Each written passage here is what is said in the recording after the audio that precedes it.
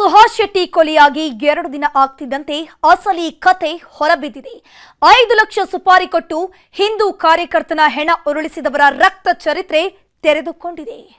ಮೇಲೆ 5 ಕೇಸ್ ಇದೆ, including the murder case. ಗೃಹ ಸಚಿವರು ಎಲ್ಲವೂ ಕೂತ್ಕೊಂಡು ತನಿಖೆಯ ದಿಕ್ಕು ತಪ್ಪಿಸ್ತಾ ಇದ್ದಾರೆ. ಸುಹಾಸ್ ಶೆಟ್ಟಿಯ ರುಂಡ ಚೆಂಡಾಡಿ 1 ದಿನವೇ ಕಳೆದೋಯ್ತು. ದ್ವೇಷದ ಕೊಲೆಯೋ, ಪ್ರತೀಕಾರದ ಹತ್ಯೆಯೋ, ರೌಡಿಗಳ ಕಾಳಗವೋ ಅನ್ನೋದು ಇನ್ನೂ ಗೊಂದಲವಾಗಿಯೇ ಇತ್ತು. ಆದ್ರೀಗ ಸ್ಫೋಟಕ ಸುದ್ದಿಯೊಂದು ಹೊರಬಿದ್ದಿದೆ. ಸುಹಾಸ್ ಶೆಟ್ಟಿಯದ್ದು ಪಕ್ಕಾ ಪ್ರತೀಕಾರದ ಕೊಲೆಯನ್ನೋ ಮಾಹಿತಿ ಸಿಕ್ಕಿದೆ. ಸುಹಾಸ್ ಶೆಟ್ಟಿಯ ನೆತ್ತರು ಹರಿದ ಬೆನ್ನಲ್ಲೇ ಮೊದಲು ಕೇಳಿ ಬಂದಿದ್ದು ಫಾಜಿಲ್ ಅನ್ನೋ ಹೆಸರು. ಇದು ಪಕ್ಕಾ ಫಾಜಿಲ್ ಕೊಲೆಯ ಪ್ರತೀಕಾರನೇ ಅಂತ ಹಲವರು ಮಾತಾಡಿಕೊಂಡಿದ್ರು. ಅದೀಗ ನಿಜ ಆಗೋದಕ್ಕೆ ಶುರುವಾಗಿದೆ. ಸುಹಾಸ್ ಶೆಟ್ಟಿ ಹತ್ಯೆಗೆ 5 ಲಕ್ಷ ಸುಪಾರಿ ಕೊಟ್ಟಿದ್ರಂತೆ. ಈ ಹಣ ಕೊಟ್ಟಿದ್ದು ಬೇರೆ ಯಾರೂ ಅಲ್ಲ, ಫಾಜಿಲ್ ತಮ್ಮ ಅನ್ನೋ ಹಸಿ ಹಸಿ ರಕ್ತ ಚರಿತ್ರೆ ಬಿಚ್ಚಿಕೊಳ್ಳುತ್ತಿದೆ.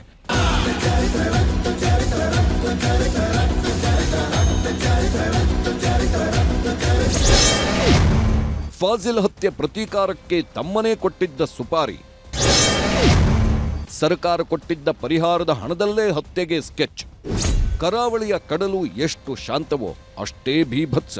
ಅಲ್ಲಿ ಅಪ್ಪಳಿಸೋ ಒಂದೊಂದು ಅಲೆಯೂ ಒಂದೊಂದು ರಕ್ತ ಚರಿತ್ರೆ ಹೇಳುತ್ತೆ. ಸಮುದ್ರದ ನೀರಲ್ಲಿ ಅದೆಷ್ಟೋ ಜನರ ನೆತ್ತರು ಸೇರಿ ಹೋಗಿದೆ. ಈಗ ಸುಹಾಸ್ ಶೆಟ್ಟಿಯದ್ದು ಇಂಥದ್ದೇ ಸೇಡಿನ ಕೊಲೆಯಾಗಿದೆ.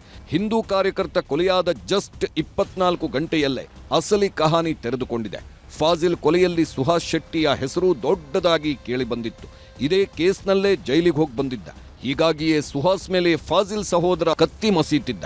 ಹೇಗಾದ್ರೂ ಸರಿ ಸುಹಾಸ್ನ ಹೆಣ ಉರುಳಿಸಬೇಕು ಅಂತ 5 ಲಕ್ಷ ಅಡ್ವಾನ್ಸ್ ಕೊಟ್ಟಿದ್ದಂತೆ.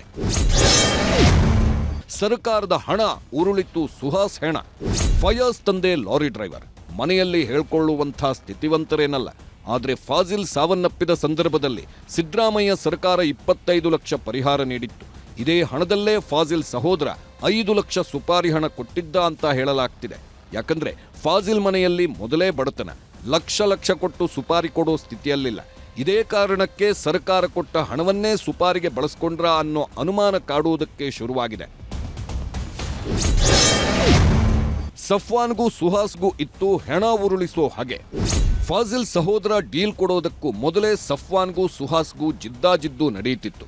2023 ಸೆಪ್ಟೆಂಬರ್ 3ನೇ ತಾರೀಕು ಸಫ್ವಾನ್ ಜೊತೆ ಗಲಾಟೆ ಮಾಡಿಕೊಂಡಿದ್ದ ಸುಹಾಸ್ ಆಪ್ತ ಪ್ರಶಾಂತ್ ಏಕಾಏಕಿ ಚಾಕು ಇರಿದಿದ್ದ.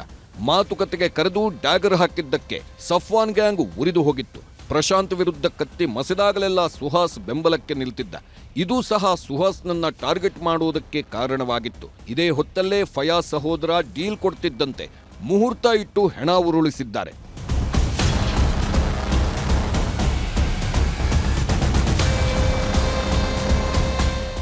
ಸುಹಾಸ್ ಶೆಟ್ಟಿ ಪ್ರಕರಣದ ಹಿಂದೆ ಬಿದ್ದಿರೋ ಪೊಲೀಸರು ಹಂತಕರ ಹೆಡೆಮುರಿ ಕಟ್ಟಿದ್ದಾರೆ. ಸಫ್ವಾನ್ ಗ್ಯಾಂಗ್ನಲ್ಲಿದ್ದ 2 ಹಿಂದೂ ಯುವಕರನ್ನ ಲಾಕ್ ಮಾಡಲಾಗಿದ್ದು, ಬಂಧಿತರ ಹಿನ್ನೆಲೆ ಏನು ಅಂತ ನೋಡೋದಾದ್ರೆ, ಮಂಗಳೂರು ಶಾಂತಿಗುಡ್ಡೆ ನಿವಾಸಿ ಅಬ್ದುಲ್ ಸಫ್ವಾನ್ನೇ ಸುಹಾಸ್ ಶೆಟ್ಟಿ ಕೊಲೆಯ ಪ್ರಮುಖ ಆರೋಪಿ. ಈತನ ಜೊತೆ ಶಾಂತಿಗುಡ್ಡೆ ನಿವಾಸಿ ನಿಯಾಜ್, ಕೆಂಜಾರು ನಿವಾಸಿ ಮೊಹಮ್ಮದ್ ಮುಜಾಮಿಲ್, ಕಳವಾರು ನಿವಾಸಿ ಖಲಂದರ್ ಶಾಫಿ, ಚಿಕ್ಕಮಗಳೂರು ಜಿಲ್ಲೆಯ ರುದ್ರಪಾದ ನಿವಾಸಿ ರಂಜಿತ್, ಚಿಕ್ಕಮಗಳೂರಿನ ಮಾವಿನಕೆರೆ ನಿವಾಸಿ ನಾಗರಾಜ್, ಮಂಗಳೂರಿನ ಜೋಕಟ್ಟೆ ನಿವಾಸಿ ಮೊಹಮ್ಮದ್ ರಿಜ್ವಾನ್ನನ್ನ ಬಂಧಿಸಲಾಗಿದೆ. ಇನ್ನು ಮಂಗಳೂರಿಗೆ ಭೇಟಿ ನೀಡಿದ ಗೃಹ ಸಚಿವ ಪರಮೇಶ್ವರ್ ಹಾಗೂ ಉಸ್ತುವಾರಿ ಸಚಿವ ದಿನೇಶ್ ಗುಂಡೂರಾವ್ ಅಧಿಕಾರಿಗಳ ಜೊತೆ ಸಭೆ ನಡೆಸಿದ್ರು. ಕೂಡಲೇ ಜಿಲ್ಲೆಯಲ್ಲಿ ಶಾಂತಿ ಕಾಪಾಡುವಂತೆ ಸೂಚನೆ ನೀಡಿದ್ದಾರೆ. ಇನ್ನು ಸಭೆ ಬಳಿಕ ಮಾತನಾಡಿದ ಪರಮೇಶ್ವರ್, ಕೋಮುಗಲಭೆ ತಡೆಗೆ ಆಂಟಿ ಕಮ್ಯುನಲ್ ಟಾಸ್ಕ್ ಫೋರ್ಸ್ ಮಾಡ್ತೇವೆ ಎಂದಿದ್ದಾರೆ. ಜೊತೆಗೆ ಸುಹಾಸ್ ಶೆಟ್ಟಿ ಮೇಲೆ 5 ಕೇಸ್ಗಳಿವೆ, ಒಬ್ಬ ಕ್ರಿಮಿನಲ್ನನ್ನ ವೈಭವ ಮಾಡಬಾರದು ಎಂದಿದ್ದಾರೆ. ಗೃಹ ಸಚಿವರ ಈ ಹೇಳಿಕೆಗೆ ಸುಹಾಸ್ ಶೆಟ್ಟಿ ಮಾವ ಅಸಮಾಧಾನ ವ್ಯಕ್ತಪಡಿಸಿದ್ರು. ಇವತ್ತು ಸರ್ಕಾರ ಒಂದು ತೀರ್ಮಾನಕ್ಕೆ ಬಂದಿದೆ, ಇನ್ನು ಮುಂದೆ ಇಂಥ ಘಟನೆಗಳು ಯಾವುದು ಕೂಡ ನಡೀಬಾರದು. ನಾವು ಒಂದು ಹೊಸದಾಗಿ ಒಂದು ಕಮ್ಯುನಲ್ ಟಾಸ್ಕ್ ಫೋರ್ಸ್ ಅನ್ನು, ಆಂಟಿ ಕಮ್ಯುನಲ್ ಟಾಸ್ಕ್ ಫೋರ್ಸ್ ಅನ್ನ, ಯಾವ ರೀತಿ ಆಂಟಿ ನಕ್ಸಲ್ ಫೋರ್ಸ್ ನಾವು ಮಾಡಿದ್ದೋ ಅದೇ ರೀತಿ ಆಂಟಿ ಕಮ್ಯುನಲ್ ಫೋರ್ಸ್ ಅನ್ನ ಪ್ರತ್ಯೇಕವಾಗಿ ಮಾಡ್ತೇವೆ. ಅವ್ರ ಮೇಲೆ 5 ಕೇಸ್ ಇದೆ, including the murder case, 2 murder case. ಅದರಿಂದ ಅವರಿಗೆ ಅರಿವಿರಬೇಕಾಗಿತ್ತು, ಹೌದಪ್ಪ ಇವರು ಒಬ್ರು ಈ ಥರದವರು ಕ್ರಿಮಿನಲ್ ಆಗಿದ್ದವರು, ಇವ್ರನ್ನ ನಾವು ಗ್ಲೋರಿಫೈ ಮಾಡಬಾರ್ದು ಅಂತ ಅವರಿಗೆ ಇರಬೇಕಿತ್ತು.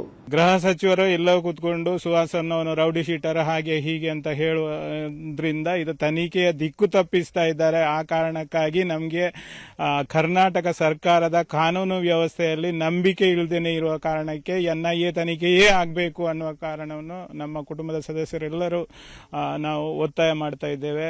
ಒಟ್ನಲ್ಲಿ ಇಡೀ ಮಂಗಳೂರು ಬೂದಿ ಮುಚ್ಚಿದ ಕೆಂಡದಂತಾಗಿದ್ದು ಸೇಡಿಗೆ ಸೇಡುವಂತ ಕತ್ತಿ ಮಸೀತಿರೋದು ಸುಳ್ಳಲ್ಲ. ಕ್ಯಾಮರಾಮನ್ ನಿಖಿಲ್ ಸುವರ್ಣ ಜೊತೆ ಕಿಶನ್ ಶೆಟ್ಟಿ, ನ್ಯೂಸ್ 18 ಮಂಗಳೂರು.